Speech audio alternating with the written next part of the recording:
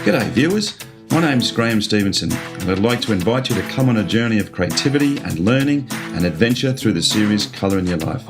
There's an artist in every family throughout the world, and lots of times there's an artist deep down inside all of us as well. So grab your kids, your brothers, your sisters, your aunties, uncles and mums and dads and come and see how some of the best artists in Australia do what they do.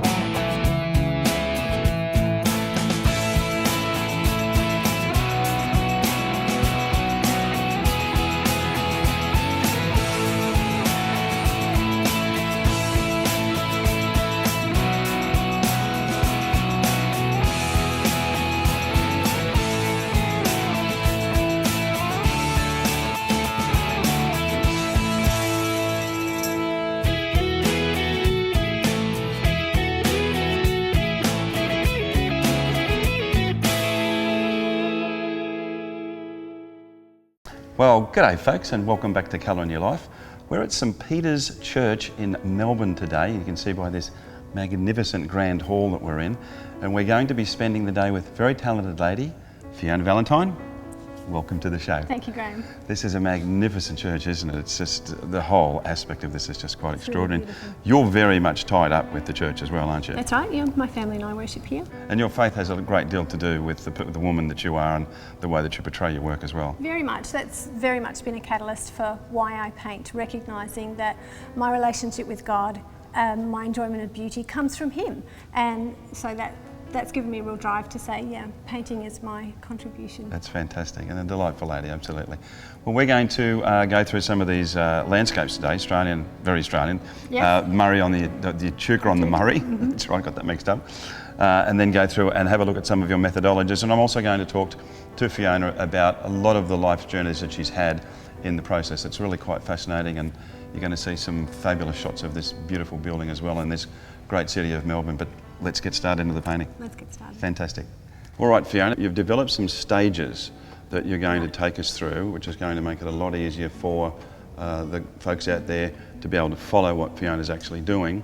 So what's the first stage? You've got some methodologies that you use to create these pictures. Right, so I've got my reference picture from Echuca, and this was a scene that we took from the back of a houseboat while on a family holiday. This is a place that's really special to me.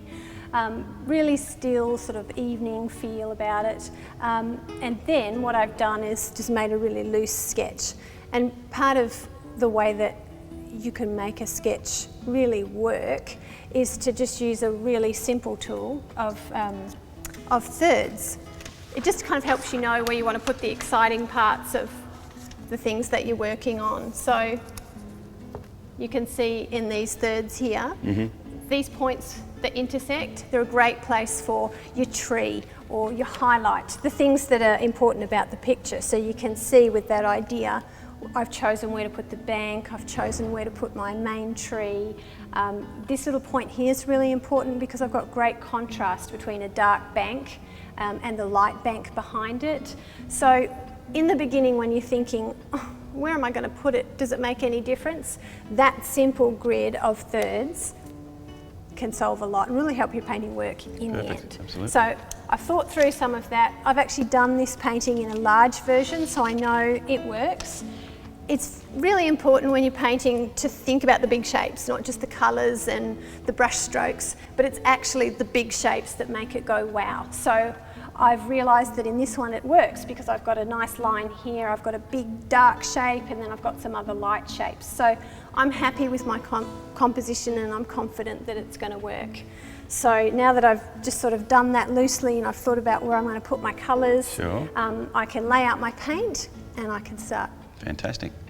Just down the road at the Victorian Artists Society, there are some greats. Frederick McCubbin was there with Tom Roberts, Arthur Streeton, and Frederick McCubbin had a student who actually made the stained glass windows in the church here. And his student made the mural that's right across the road on the Fire Brigade building. The huge, great big mosaic. Really mythological legend of fire. And his apprentice is my teacher.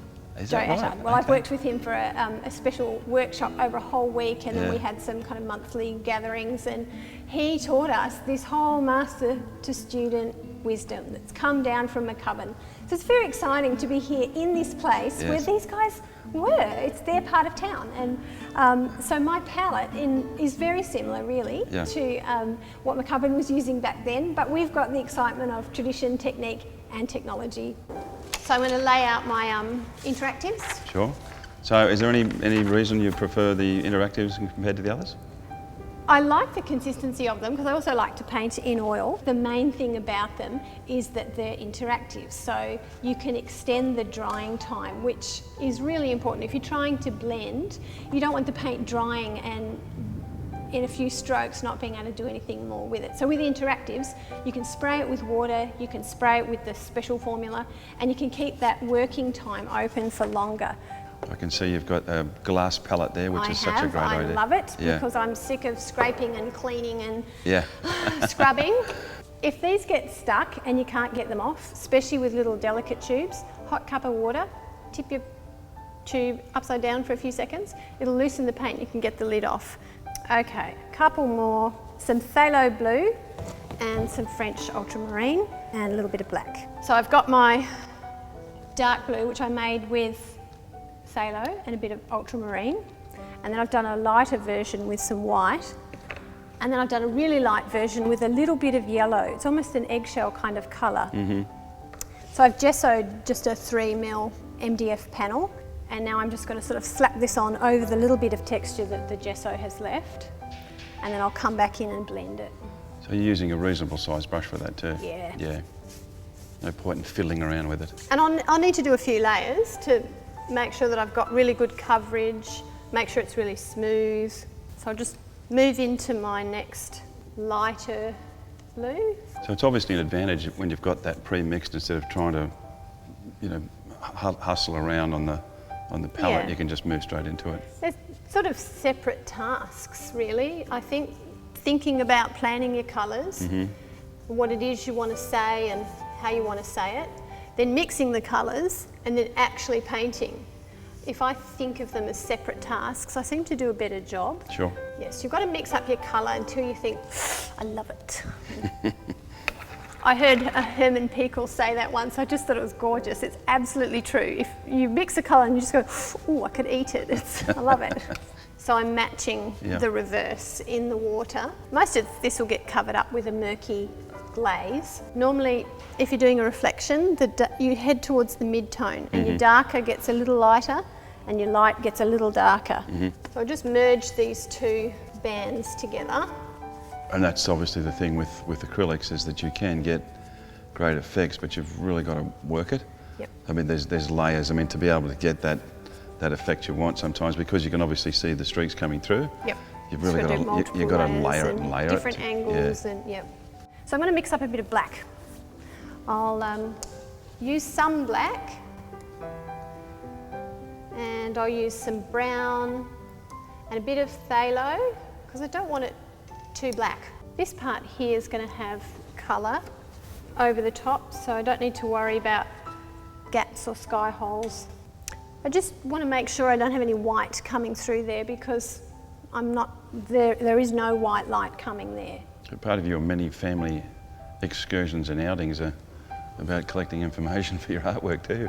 Yeah, that's right. I actually have been out plein air painting with my dad recently, which has been really lovely, because he started off my journey of travels going around Australia. And I've realised when I was a kid, I would look out the car window and mentally sort of rearrange these landscapes until they, were just the way I wanted them to be. I've never really noticed what an artistic process was happening just naturally. Sure.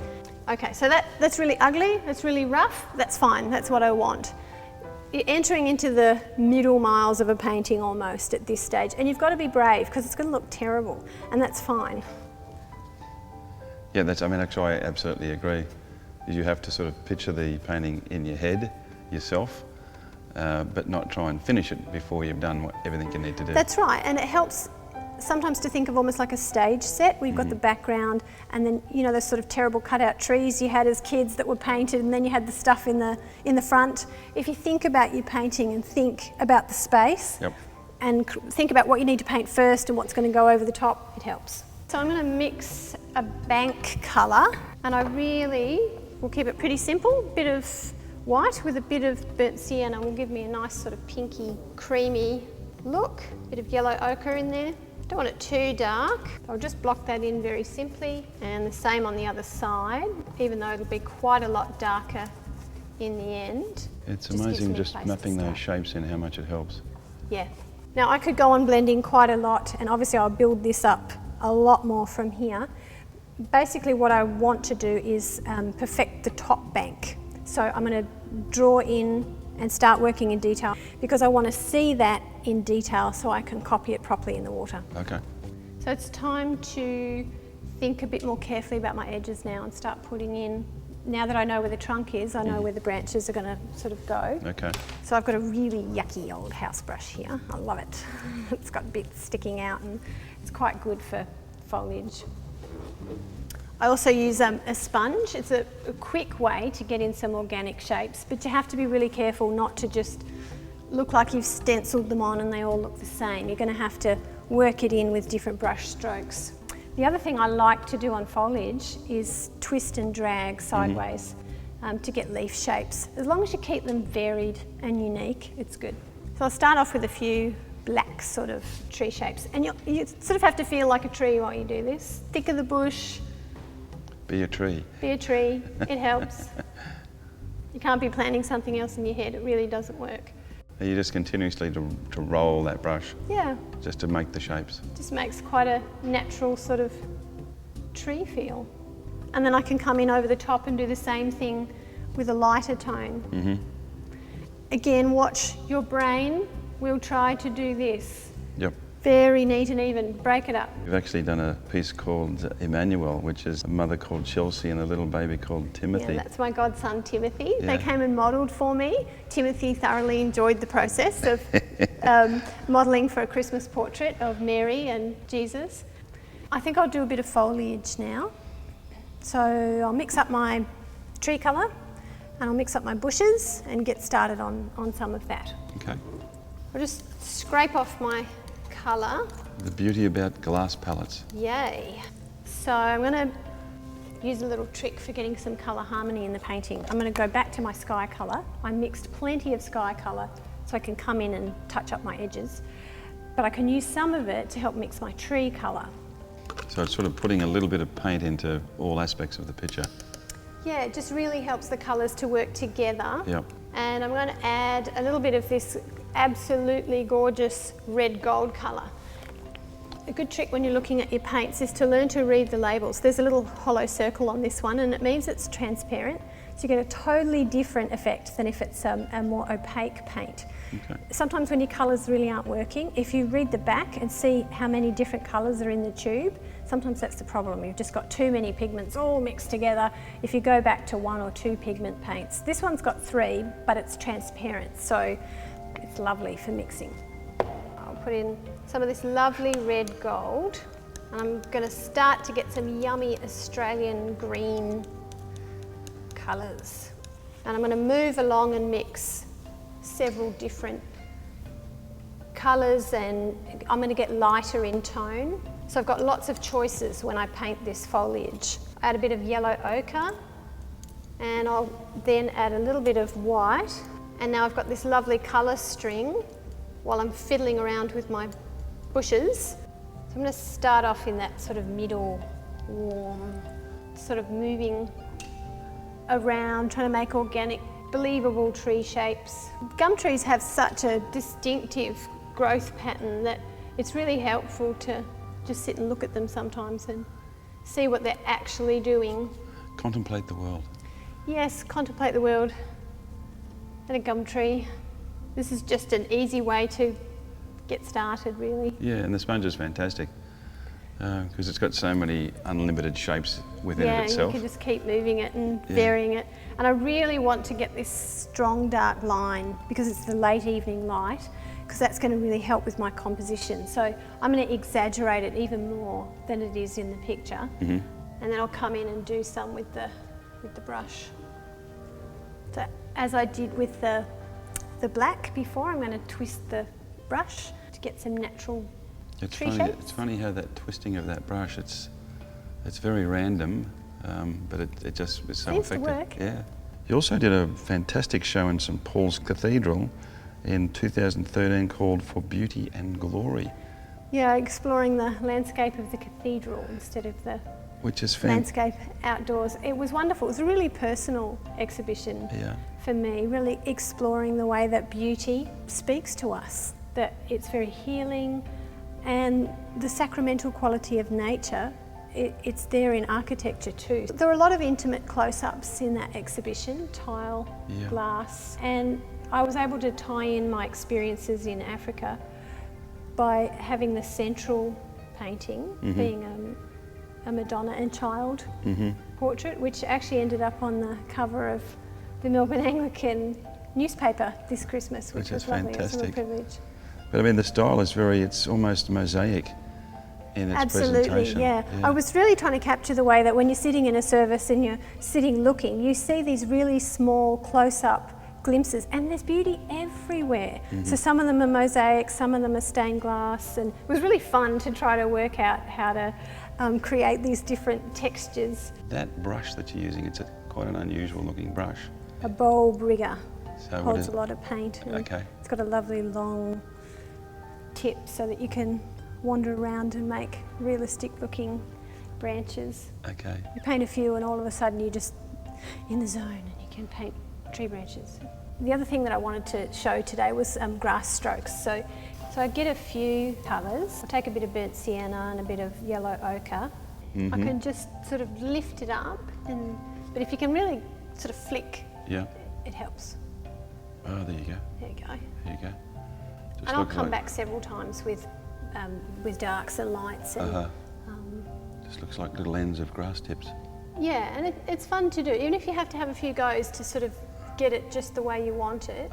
So when I do the bank, I'll even just sort of squish along, and if I've got a bit of impasto paste under there, that will really help pick it up too. So I just sort of use that play and build it up and scrape it off and do it again until I just think, that's how I want it. So definitely middle miles, definitely ugly stage, but we're getting there. I've actually worked ahead and done, because this takes me hours, this process. So I've got a painting that shows this bush scene fully developed, so I can go ahead and paint the reflections. We can put that one up and go with the reflections. Let's do that. So here we've got a painting that's a bit more advanced. I've worked on the bank some more, foliage, the far bank. This is what I call the advanced ugly stage. But there's enough information in there that I can use it to start working on my reflections. So Fiona, tell me a little bit more about your workshops. Yeah, this gorgeous location is where I do luxe workshops, incorporating a really gorgeous lunch, beautiful atmosphere. And I really wanted to create the chance for people who perhaps have always wanted to find out about painting, but they haven't maybe done much, where they can just come, have a lovely day, find a bit about watercolour, acrylic and oil, how they work, and have enough information to go, oh, okay, this is the medium I want to start with, and then kind of go on from there. So it's really about a fun experience with really practical tools and tips that you can go away with. Part of the workshop day is incorporating some of the gorgeous art history in this area, and having a chance to see where Frederick McCubbin and the others worked at the Victorian Artists Society. A beautiful gallery, gorgeous space. So it incorporates a tour, some art learning and a gorgeous lunch. That's fantastic, and just so fruitful for the people that come along. They get the workshop and they get the education of the history as well. That's right, and hopefully they go home motivated and feel equipped to get started and not be lost. So if people want to find out more about these workshops, they can come to my website, fionavalentine.com. All the information will be there as the workshops are happening, and contact details for me. And you've also got another project coming up with the Polyphonic Choir. That's right, a lovely Melbourne choir. I met Meg Nelson, one of the ladies who sings in the choir, who's also a composer. She helped set up my exhibition at St Pauls Cathedral. And they've invited me to paint during one of their concerts later on this year, which will be an exciting merge of art and performance. So the reflections here are fairly rough, but we'll skip ahead, and I want to talk about some of the ways you can make your water look really great. You've got lots of things going on here. We've got lots of colours happening, but we want to make sure it's really clear this is water. So I have a super technique for making very straight lines. I'm just going to use this ruler as a bit of a guide for the edge of my brush, hopefully not cover the ruler in paint. Remembering that we want these closer together near to the bank.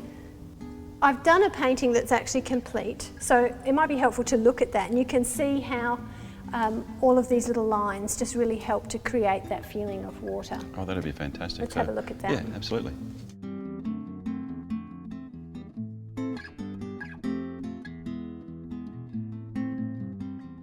So this is the completed painting.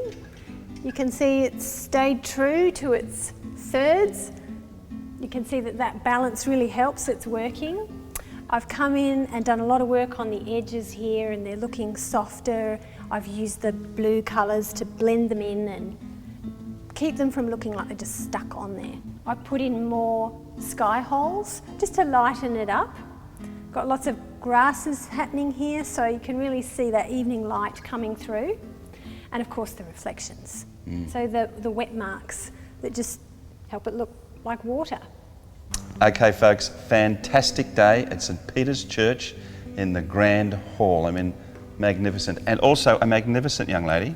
Fiona, thank you so much for having us. Thank you, Graham. It's My been pleasure. fabulous. I mean, the workshops that Fiona does are just amazing because of the fact that you've taken the whole of the history and the arts combined, which I think is just magnificent as well. And then obviously your completed picture, you know, you've got a great deal of knowledge and a sense of what you're doing with your work, and I think that a lot of people should come in and be part and parcel of, I think, what is a great adventure as well. There's also some people you'd like to thank. That's right. Okay, Yeah. who helped you put this I'd like together? to thank the Knox City Council for their generous grant, and I'd also like to thank Nick Jones of the Art Shop for their generous sponsorship. Thank you, Nick. And it takes people like Nick and a lot of the other people that we work with. I mean, the art stores and the frame shops and the galleries need to be part of what we're doing because it's a whole. We're all in this together, and this is about creativity and passing that legacy of education on as well, which is what you've just done today. Your website, so people know about the workshops. FionaValentine.com. Perfect. And obviously Colour in Your Life. I mean, we hope to get some of Fiona's work into our store as well. Some great things happening in the Colour in Your Life website these days. It's amazing. There's ideas exploding across the planet, so you really need to come in and be part of it. But that's at colorinyourlife.com.au, and also come into our Facebook page and like us in there as well. We're going to head off. This is a fantastic building and a beautiful city as well. I mean, Melbourne has got so many talented people, it's incredible. But as I always say, until we meet again, remember, make sure you put some colour in your life, and we'll see you again, guys. Bye now.